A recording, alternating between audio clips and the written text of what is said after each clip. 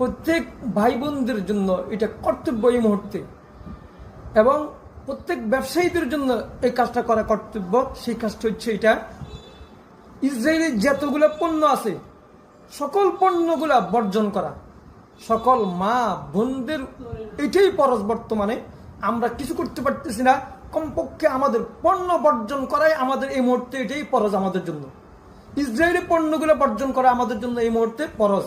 জিহাদ করার সমতুল্য সব পাবো আমরা এই মুহূর্তে, কারণ আমরা জিহাদে অংশগ্রহণ করতে পারতেছি না, কিন্তু তাদের যে মালগুলা তারা বিক্রি করে, যারা যে পণ্যগুলা তারা বিক্রি করে, ইসরায়েলের অস্ত্রের যোগান দেয়, ইসরায়েলের অস্ত্রের যোগান হয়, যে পণ্যগুলো তারা বিক্রি করে আমাদের থেকে টাকা পায়, আর ইসরায়েলের অস্ত্রের যোগান হয় ফিলিস্তিনের বিপক্ষে তারা লড়ে, ফিলিস্তিনের মা বোনদেরকে তারা শহীদ করে, মুজাহিদদেরকে শহীদ করে।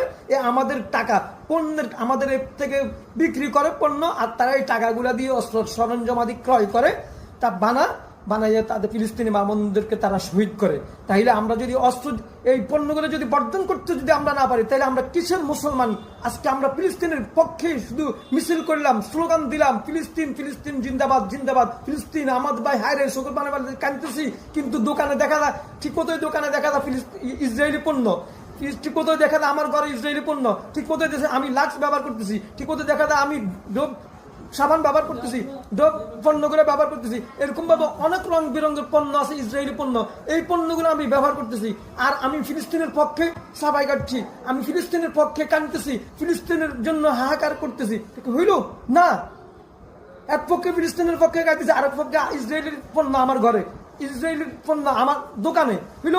ওই জন্য আমি প্রত্যেক মুসলমান ভাইদের উদ্দেশ্যে বলতেছি, এই জন্য ফিলিস্তিনের পক্ষে আমাদের জন্য একান্তই দাঁড়ানো কর্তব্য হচ্ছে এইভাবেই পণ্য, ইসরায়েলি পণ্যগুলা বর্জন করা, ইসরায়েলি পণ্যগুলা দোকান থেকে বের করে দেওয়া, ইসরায়েলি পণ্য বিক্রি না করা, ইসরায়েলি এজেন্ট না হওয়া, ইসরায়েলি পণ্যের কারখানা যা আছে সবগুলা বন্ধ রাখা আমাদের এটা ইমানি দায়িত্ব।